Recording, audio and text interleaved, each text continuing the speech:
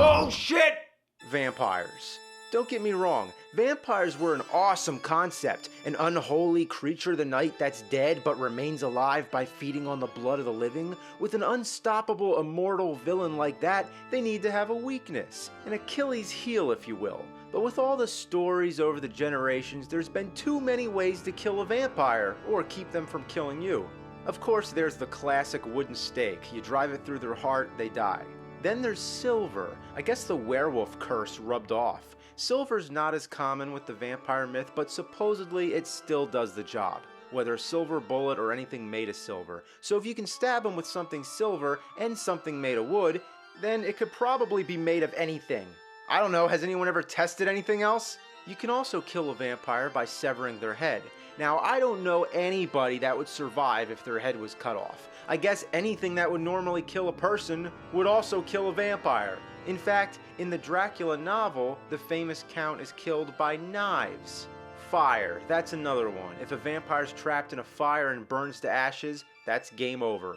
Sunlight, that's classic. A vampire is as vulnerable as undeveloped film. Expose them to sunlight, they're useless. Then there's all the religious things. For example, a vampire's scared away if you show them a crucifix, or anything that's shaped like a cross, so it can even happen by accident.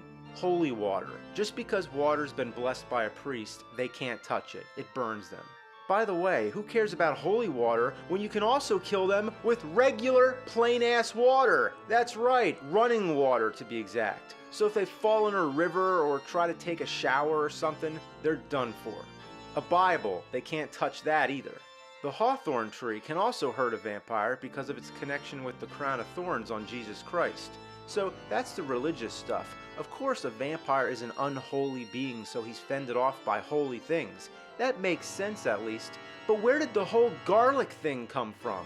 If you put garlic around your house, consider yourself safe. Vampires won't go near it. I don't like asparagus, but you put asparagus in the room, I'm not gonna run away. Wolfbane. Another thing that should be reserved for the werewolf. That's what wolfbane means. It's a werewolf repellent. But no, it keeps vampires away too.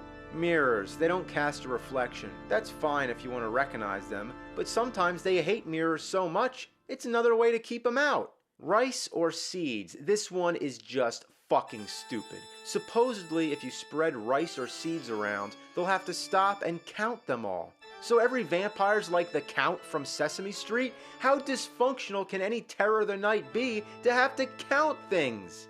Also, they have to sleep in their own native soil. That comes from the myth about them having to return to their own grave at night. So they can't travel far unless they have their coffin with them, filled with dirt. That's great. Want to load up your house with garlic, crucifixes, and wolfbane to keep out vampires? Not necessary. Just don't invite them in. That's right, a vampire can't enter your home unless you invite them! Is this supposed to be a blood-sucking horror or a cock-sucking pussy? If vampires were real, I wouldn't even be scared. I'd feel sorry for them. They can't go out in the day, they have to drink blood, they're killed by water and sunlight, two things that are as common could be, and they have to sleep in a coffin filled with dirt. Might as well be filled with bullshit!